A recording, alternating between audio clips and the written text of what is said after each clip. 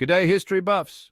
Today, let's dive into one of the most devastating events in London's history, the Great Fire of 1666. Picture this.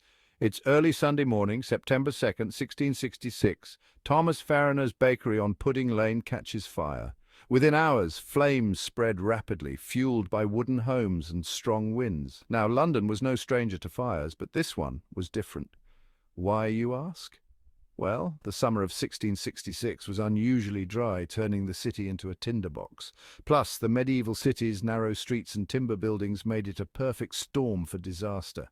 As the fire raged, chaos ensued. People were frantic, carrying their belongings to the River Thames in hopes of saving them. Samuel Pepys, the famous diarist, wrote about burying his cheese and wine in his garden to protect them from the fire.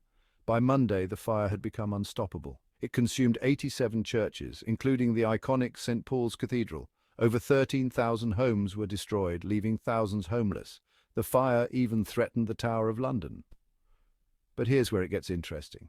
To stop the fire, King Charles II ordered the demolition of houses, creating fire breaks. It was a desperate but effective measure. By Thursday, September 6th, the fire was finally under control. The aftermath was grim. London was in ruins, but the city showed remarkable resilience.